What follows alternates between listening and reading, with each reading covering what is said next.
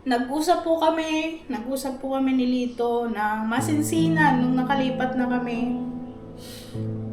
Kasi marami ng tao na dadamay bukod sa akin. Marami nang nakikiusap, magbago siya. Pero umaasa pa rin po ako, mga ka-business, na tunguli na promise niya sa akin na hindi na raw ay binigyan ko pa rin ng pag-asa. Pero pasensyahan na lang kami kung ito'y iulitin pa niya. Kasi pagod na rin po ako. Alam po niya yun. Alam ko na alam niya yan. Ramdam niya na siguro hanggang dito na lang kung sakaling ulitin pa niya. So ayan po, mapagpalang araw po mga ka-business namin minamahal. Kamusta po kayong lahat? Bago po ang lahat mga ka-business, baka po magtaka kayo. Kami po ang andito sa harap ninyo ngayon mga ka-business. Nagpaalam po ako kay Kuya ka-business para din po malaman ninyo mga ka-business namin minamahal kung ano po yung huling pinag-usapan namin ni Lito. Kasi nakikita ko po sa mga comment section, madaming concern po sa inyong lingkod na si Ate Vera. Maraming concern at marami ring naiinis. Bakit daw po pinagtsatsagaan ko si Lito? Bakit daw po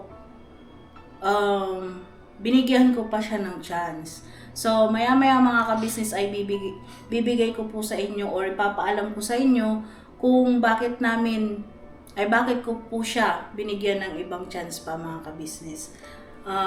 Bago po ang lahat mga ka-business ay nagpapasalamat po ako kay Kuya na binigyan po ako ng pahintulot para po dito sa ka-business official ma-upload po tong ginawa po namin ngayon. So mga ka-business, kasama ko po si Lito. Wala po mga ka-business, magandang araw po. So ayan mga ka-business, para po masagot na rin yung mga katanungan ng karamihan. At syempre, ito'y ano ko rin mga ka-business, kumbaga proof ko na baka sakaling or kung ano mang mangyari sa hinaharap mga ka-business ay meron ako ito na ebidensya or video na nag-promise siya or may pinag-usapan kami mga ka-business. Kasi hindi naman po lingid sa inyong kalaman na marami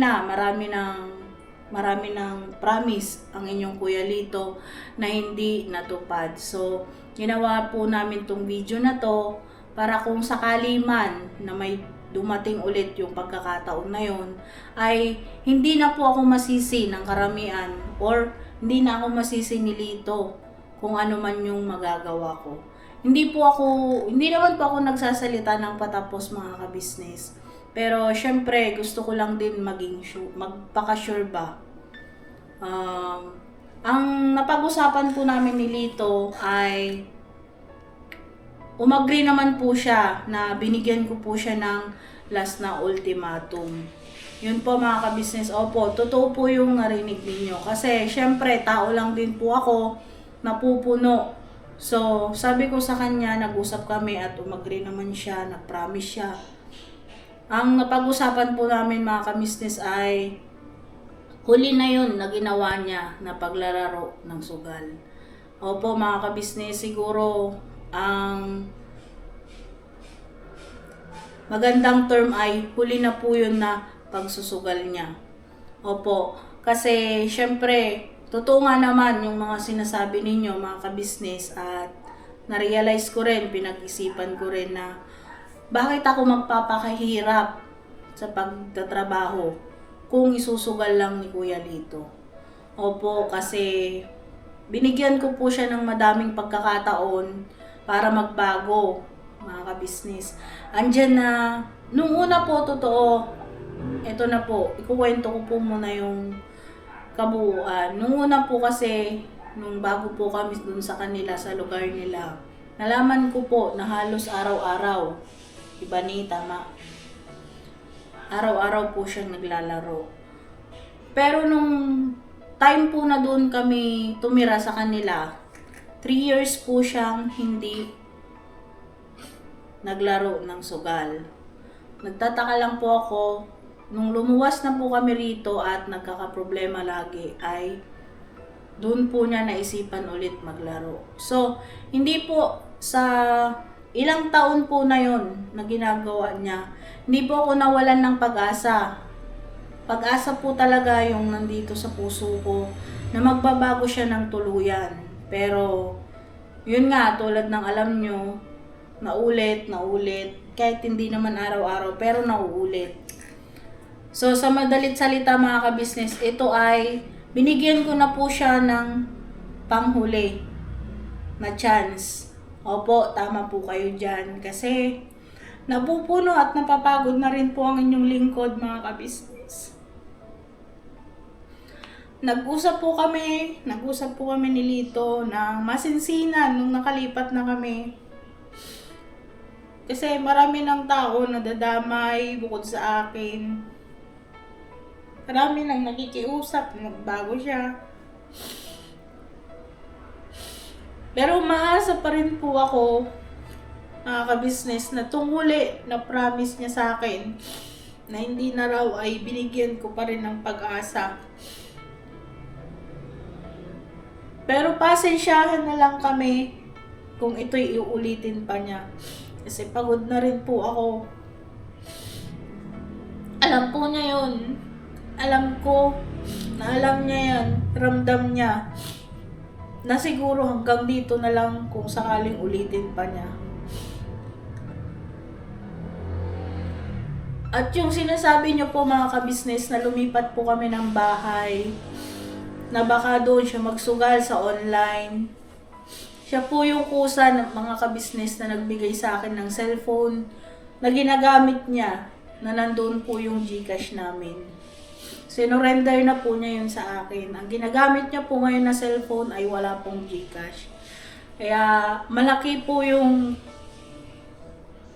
tiwala ko at pag-asa na tutuluyan na po niya yung kanyang promise na pagbabago. Totoo ba yun yung promise mo yun? Oo naman. At sana matupad mo na.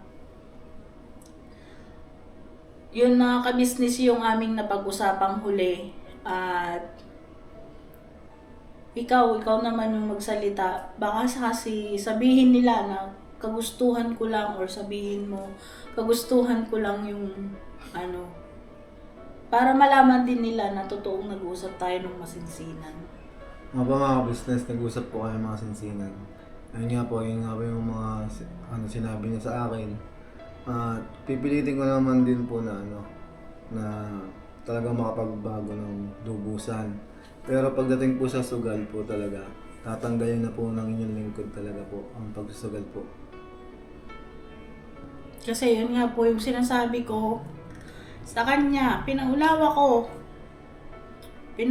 ko ng gusto sa kanya. Kahit siguro mamatay ako, kakahanap buhay, kung meron yan sa buhay natin, wala tayong patutunguhan. Yun talaga ang isiniksik ko sa utak niya mga kabisnes.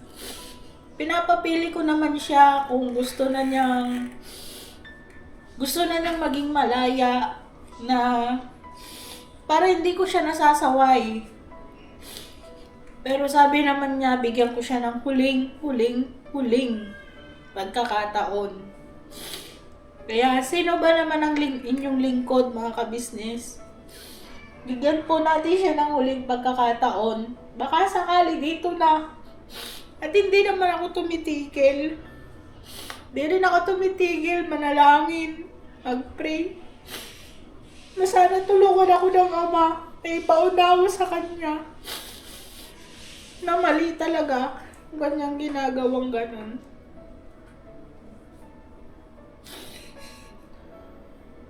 Sabi ko naman sa kanya, sana yung promise mo yan, tuparin mo kung totoong mahal mo ko. Kasi minsan nararamdaman ko.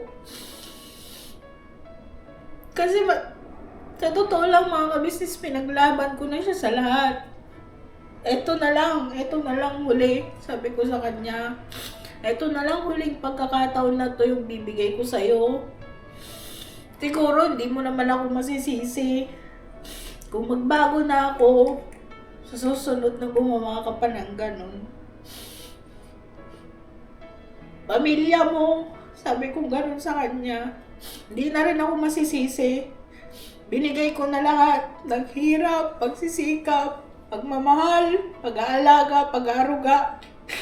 Lahat binigay ko na sa kanya, mga kabisnes. Andyan yung sinasabi ninyo, napakatanga ko.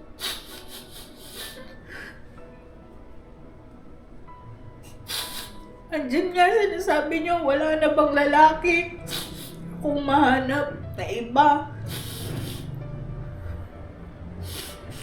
Sa totoo lang, mga kabisnes, sasaktan din ako sa mga ganong sinasabi nyo. Kasi, unang-una, hindi ko naman yun maaalis, mga kabisnes, na sasabihin nyo yun sa akin eh. Kasi yan ang nararamdaman nyo, yan ang nakikita nyo.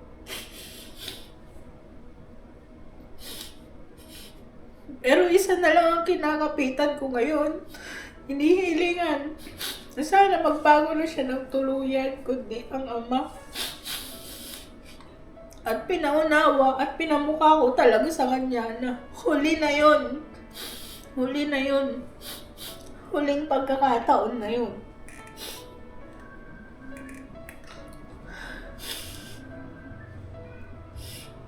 At sana mga kabisnes, tulungan nyo pa rin ako. Tulungan nyo ako mag-pray.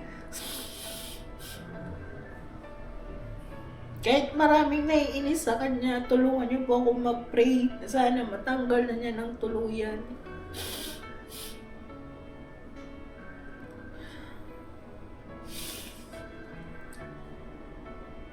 Sabihin mo sa mga business natin ni kung ano yung promise mo sa akin.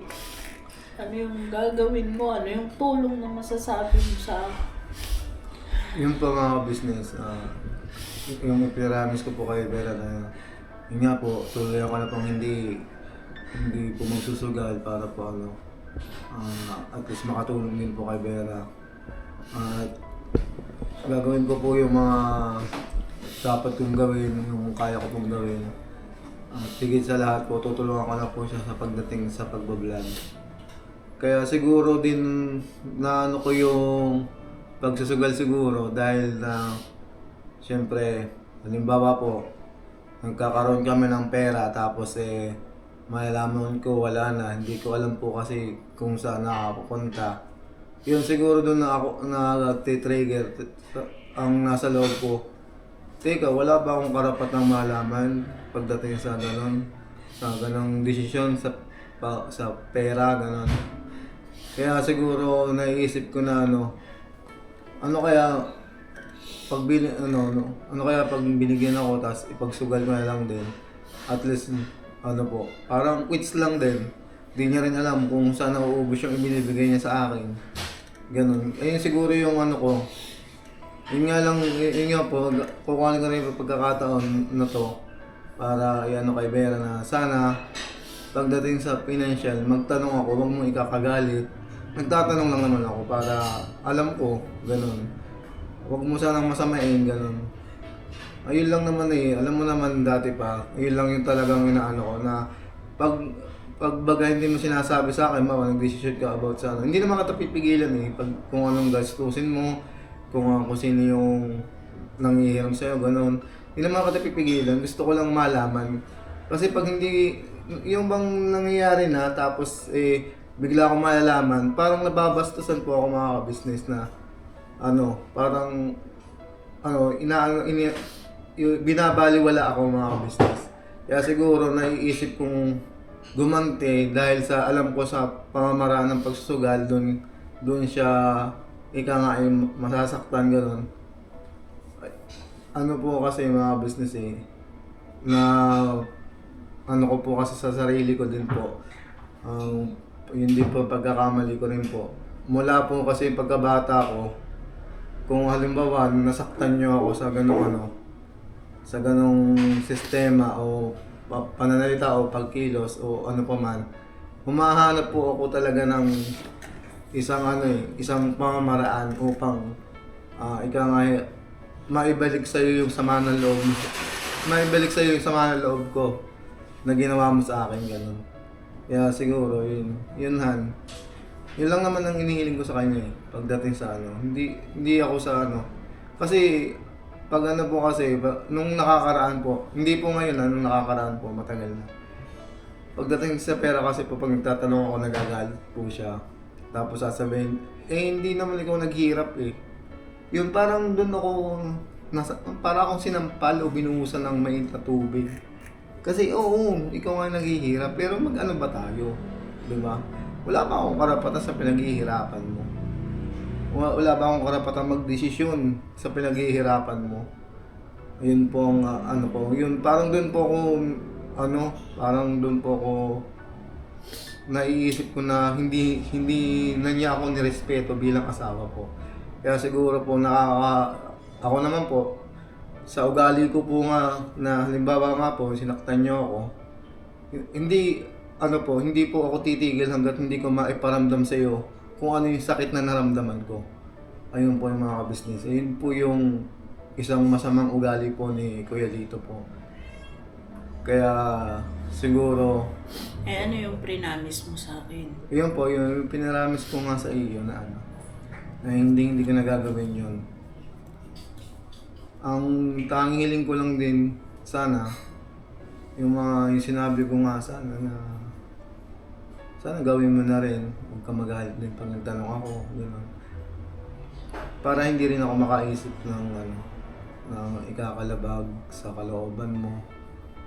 Okay na kuya ate. Kasi mga ka-business, ang ugali ko po kasi... Paano kung dumating ulit yung pagkakataon na ganon, na magkaroon tayo ng problema? Papasakitan mo ulit ako, magsusugal ka ulit. Kaya nga sinasabi ko nga po sa iyo. Sinasabi ko sa iyo. Siyempre, hindi naman mawawalan sa atin yung magka-problema eh. Mag-asawa tayo eh. Sa lahat ng mag-asawa, hindi yung nawawalan ng problema. Yun ba ulit ang gagawin mo? Hindi naman. Wala bang ibang way? Hindi naman. Kasi alam mo naman eh, pag magkakaproblema tayo ng hindi sa ganong Basta, ayun nga lang inihiling ko sa iyo. Pagdating sa ganon, sagutin mo ako ng maayos. Hindi yung At saka ipaalam mo sa akin yung gusto kong malaman. Ganun lang. Pag pinalam mo naman, hindi naman ako, natahimik lang ako. Diba? Alam mo naman ako. Pero yung maririnig ko ulit sa iyo na Yung pangako mo ba nung nakarang araw nung nag-usap tayo, ay matutupad mo pa ba yun? Oo Hindi. naman. Kaya Kasi nga, huli na to. Pagdating sa pagsusugal talaga, sinabi ko sa Kaya huli nga. na.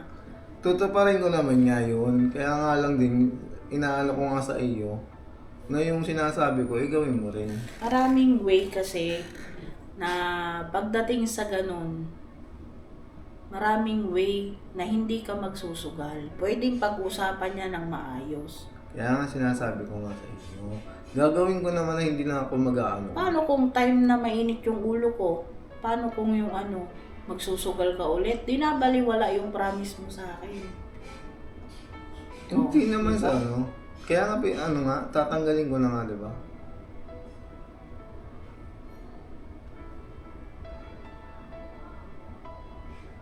So ito yung bidyong to ay ginawa natin para mapalaman na nag-promise ka na, huli na to. Pagdating sa pagsusugal, Oo nga. totoo ba yun? Oo. Promise ba yun? Promise naman talaga. Ang promise ay tinutupad. Oo nga, yun nga yung sinasabi ko nga sa iyo na pakiusap ko rin sana sa iyo na gawin mo na yung... Madali ako pakiusapan yung sa pakiusapan. Oo nga, Pero pakinggan yung mo nga promise muna mo, ako. Oo.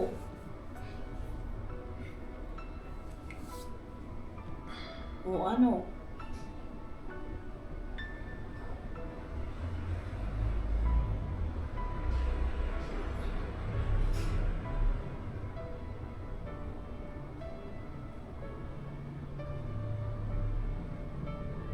Ano yung sinasabi mo? Ayun nga yung sinasabi ko na pag sa ganun man ay anuin mo nga. Hindi Gawin ibig mo nga sabihin parang ako yung nabigyan pa ng kondisyonis ngayon instead Hindi na ko ikaw. sinabing condition yun. Sabi ko kung pwede nga lang. Hindi ko naman sinabing Oo nga, pero paano pagdating ng araw na magkaroon tayo ng problema ulit? Kaya nga sinasabi ko sa iyo para pagdating ng araw na yun, maiisip mo na ayun yung sinabi ko. ibig sabihin ako yung nabigyan ng kondisyon. Hindi nga condition nga yun. Pakiusap. Oo nga. Ayun. Ano ba ang sinabi ko kanina? So yan mga ka-business, yun yung napag-usapan namin nung nakarang araw na pinapaiwanag lang po namin para syempre may magtatanong sa mga ka-business natin. Ikaw pa ba yung nagbigay ng kondisyones o ano? Yun po ay pakiusap. Hindi po naman ni po yung Kuya Lito. hindi naman po kondisyones yun. Pakiusap ko lang po yung mga business. Para kaya po ako nakiusap ng ganun para hindi ko na rin po maisip na ibaliwala yung ipinaramis ko po sa kanya. Ayun pa mga business. Kasi yan, ako nga, nandun na po tayo, hindi na nga ako nakakapagtrabaho, ako pa yung nag-ano sa pera. Hindi naman po sa ganun. Na ano lang po parang... Bilang lalaki. bilang lalaki, parang bumababa yung pagkalalaki ko pag ganun Parang tinatapakan yung pagkatao ko. Ikaw yung naghihirap. Bakit? Wala na ba akong karapatan dyan? Porque ikaw naghihirap, di ba? Paano pala kung ako yung naghihirap? Sabihin ko sa iyo na wala kang karapatan, hindi na malaman, di ba? Yun, ano lang naman po yung mga business, transparent lang naman po yun. Kung sa kanya mangyari yun, ganun din po yun. Sasama din yung loob po niya. So yun mga ka-business, yun po yung promise niya at yun yung pakiusap niya sa akin nung nakarang araw. So, sabi din naman po ako sa kanya na yun ay gagawin ko rin naman po para pagdating ng araw ay wala pong masisi sa amin parehas. At ginawa po namin tong video na to para ipaalam po sa inyo na yung iba po kasi sinasabi, paano pag naiwan si Lito? Eh di, sa cellphone na lang siya magsusugal. Yun nga pa mga business, pagdating po sa ganun. Kaya po isinurrender ko po yung cellphone kong ginagamit na may Gcash po kay Vera. Ang ginagamit ko na po ay yung kay Vera ng cellphone na wala pong Gcash. Kasi wala po yung Gcash dahil po hindi naman po kasi wala naman po nire-register pa po yun. Hindi pa po nire-register kasi bago pa lang po yung cellphone niya. Yung sa akin po kasi nakapag-register ako sa Gcash. Kaya po may Gcash po yun. Kaya sinurrender ko po sa kanya para kahit anong mangyari, hindi rin po ako matukso na magsugal sa online po. So yun mga ka-business. At ang po ngayon, routine po namin araw-araw na ako'y napunta dito sa ka-business house. Siya po ay naiiwan sa bahay mga ka-business. Maga pa lamang po ay bago po ako pumunta rito kila ate at kuya, nagtitimpla po yan ng kape, pinapakape muna po niya ako. At bago po ako dumating sa bahay ay nakapagligpit naman na po siya, nakapagwalis, nakapag-mop, nakahugas ng mga pinggan at nakapagsaing na po mga ka-business. So yung mga ka-business, siya na rin po yung nag-edit ngayon ng mga vlog naming iba na wala pong voice over. So, sana po mga ka-business na ang promise ng Kuya Lito ay tuloy-tuloy na yan, hindi lang pang ilang araw. Kaya nakikiusap po ako mga ka-business na samahan nyo ako sa huling baraha ko na to para kay Kuya Lito. Huling baraha para sa pagbabago niya. Baraha pa din. Huling huling chance mga ka-business na sana tuluyan na yung kanyang pagbabago at yun po yung aming pinag-usapan at yun yung prinamis niya kay Ate Vera mga ka-business kasi pinaliwanag ko sa kanya na maawa ka naman sa lahat, maawa ka sa akin at syempre, unang-una, maawa ka sa sarili mo. Kasi ikaw yung nagkakasala sa ginagawa mo. Yun po yung pinaintindi ko talaga sa kanya. Yun po yung pinaunawa ko mga ka-business. Kasi matagal na rin. Hindi ko po siya talaga, sa totoo lang, alam niya yan na hindi ko siya kinukonsinti. Alam niya yan kung paano ko siya awayin. Alam niya yan kung paano ko siya pagalitan. Pero, yun nga mga kabisnes, pagka ano kasi, ay talagang hindi siya nakikinig ng mga nakakaraan. Sana, itong huli na to, ay totoo na. Totoo na ba yung promise mo yan? Oo naman. Totoo na po yung mga business. At alam naman po din ni Vera na hindi ako basta-basta nagpa-promise kung hindi ko naman po tuloy ang tinutupad. Yung taos puso po ako nagpa-promise na ano. Yung bukal sa puso ko po yung sinasabi kong promise. Pero alam po niya yung kung bukal sa puso ko po o hindi. Pag nagsalita pa ako. Alam naman po niya na pagpa-promise ko po ngayon po at sa inyong harapan din po, alam naman po niya na taos puso po akong nagpa-promise po sa kanya at alam din naman po niya na gagawin ko po yung promise ko. So yun mga kabisnes yung aming napag-usapan nung nakaraan at kayo na rin po ang bahala na manghusga kay Kuya Lito nyo at kayo na rin po ang bahala kung sakaling dumating ang araw na inulit niya. Kayo na po ang bahalang umintindi kung ano ang magagawa ni Ate Vera. Kung tuluyan ng magkakawarak ang Vera and Lito or tuluyan ko ng matanggalan ng ulo si Lito. Charot. Hindi po mga kabisnes, tunay yun na huli na po talaga to at siguro tama na yung pagpapakatanga ni Vera pagdating sa bagay na yan. Kasi hindi naman na po biro. Hindi na biro yung ilang taon. Alam din naman po niya yun eh. Ilang taon kong sakripisyo. Ilang taon kong binubuhat yung buhay naming dalawa. Mapameron, mapawala. Alam niyang binubuhat ko yung buhay namin. Siguro, sabi ko sa kanya ganun nung nag-usap kami, huli na talaga to. Patawarin mo ko kung dumating ang araw na magsawa na ako.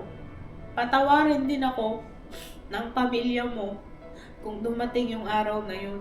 Patawarin din ako lalong-lalo na ng ama dumating yung araw na yun. So yun po yung binigay kong ultimatum sa kanya. At sana po umaasa ako natutuparin niya po kung ano yung promise niya sa akin. At mayroon po akong gustong idagdag mga kabisnes. Sa nangyari po sa amin sa paglipat namin ng bahay. Sana po sa mga, kasi halos lahat binabasa ko eh. Mapamasakit sa akin, mapanakakatulong o ano man. Yung mga nagagalit kila ate at kuya, sana po huwag kayong magalit kay kuya at ate. Kasi parte po ng pandidisiplina nila yun sa amin. Parte po yun ng pagmamahal nila sa amin. Parte po yun ng concern nila sa amin. Kami po ang nagkasala, si Lito po ang nagkasala, kaya huwag po kayong magalit sa kanila. At pangalawa po, huwag niyo po sana kaming ikukumpara. Huwag niyo kaming ikukumpara sa lahat ng kahit sinong membro ng family ka business. Lalong-lalo na kay Kuya Bong. Kasi iba-iba po kami ng sitwasyon, iba-iba ng hinaharap na problema, at bukod higit po sa lahat, iba-iba yung sitwasyon na kalagayan namin. Kaya tama lang po na may magalit sa amin kay Lito. Tama lang po na pagalitan nyo kami kasi nga nagkasala. Pero pagdating po kay ate at kuya, please lang po. Kasi kami nakakakita kung paano sila nagsasakripisyo sa amin. Pakiusap lang po. At sa nagsasabi po, mga kabisnes, na sumama daw yung ugali ko kasi nawakwak na ako. Yan, alam po ng mga nagme-message sa akin kung anong mga reply ko sa kanila.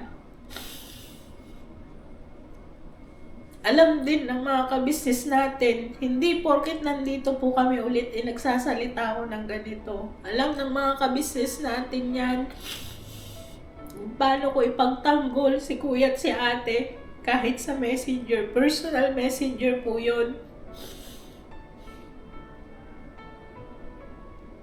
Alam po nila kung anong mga sagot ko doon. Kaya sana po, nakikiusap lang ako, tigilan nyo kasi unang-una, kami rin yung unang nasasaktan pagdating sa mga sinasabi nyong ganun.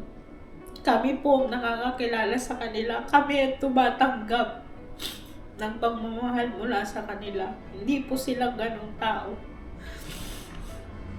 So yun mga kabisnes, yun lang po siguro yung pakiusap ko. At pinaalam lang din po namin sa inyo kung ano yung napag-usapan namin ni Lito.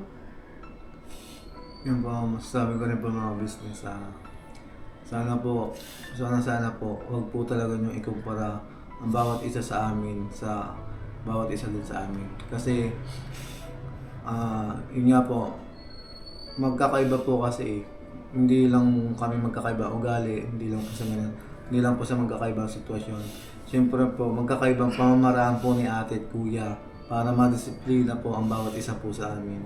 At si na ate at kuya naman po ay, hindi naman po yun talaga eh. Hindi po siya konsentidor po mga business.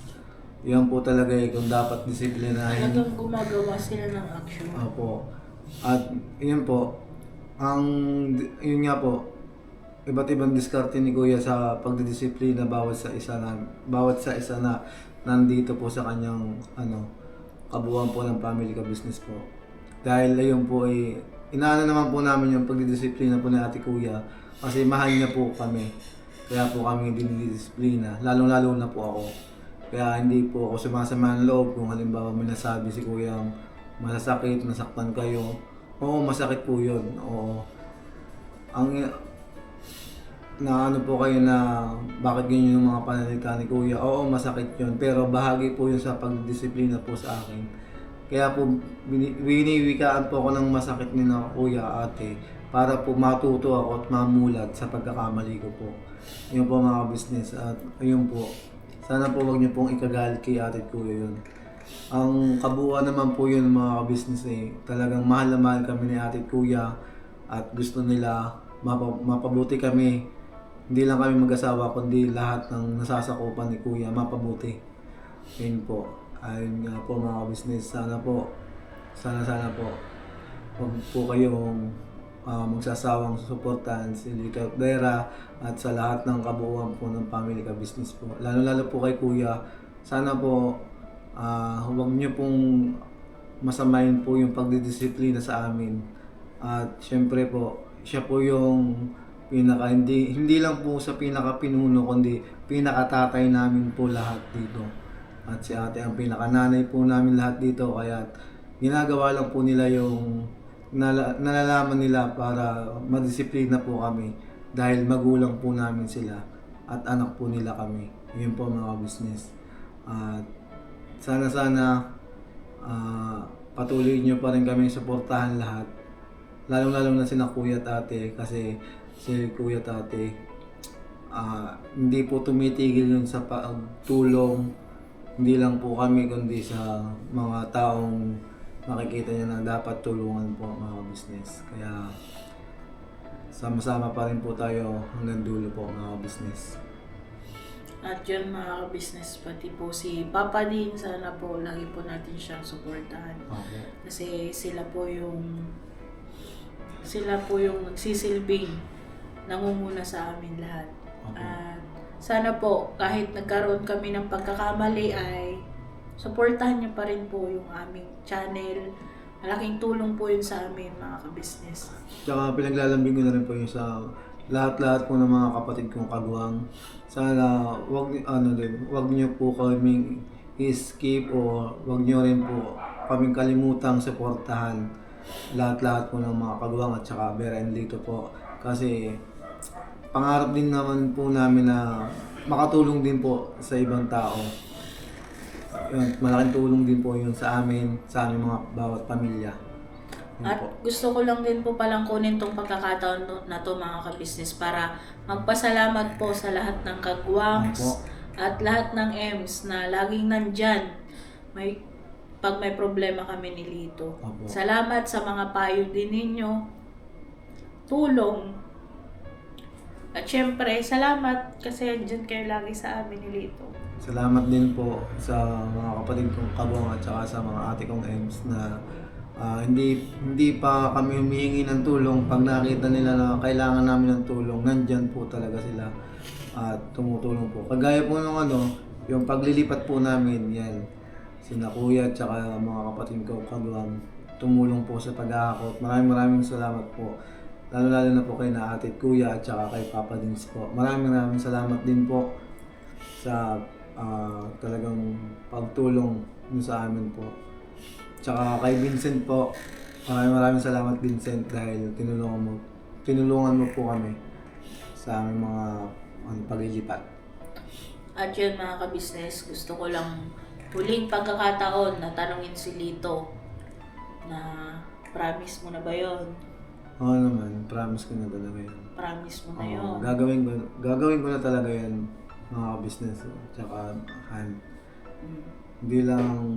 hindi lang para sa iyo o para sa mga business natin, kundi para sa sarili ko na rin, mga business. Para lalo ko ma-improve yung sarili ko, tsaka maipakita naman na hindi ganoon talaga si Kuya Lito na walang silbi. Maipakita ko rin kung anong silbi ni Kuya Lito kay Vera po. Yun, yung promise mo na yun na hindi lang ako ang nakaharap, hindi lang ang mga ka-business natin ang mga nakaharap ngayon, kundi unang-unang nakatingin sa'yo ay ang Ama. Oo. Sana yung promise mong yan, yung huling promise mong yan ay tuparin mo Oo. para na rin sa sarili mo. Oo. So yun, mga ka-business namin minamahal, siguro hanggang dito na lang po tong vlog na to, at sana po panoorin nyo. Dito po yun sa Ka-Business Official, mga ka-business. Nakiusap po ako kay Kuya na dito po ito ma-upload para po malaman at mapanood ng karamihan, mga ka-business natin. So siguro hanggang dito na lang po. Never say goodbye! Kailan, bago mag-never say goodbye. Nagpapasalamat po ako kay Ate Budang, yan. Nagpapayo din po siya. Tsaka kay Kuya Dave po.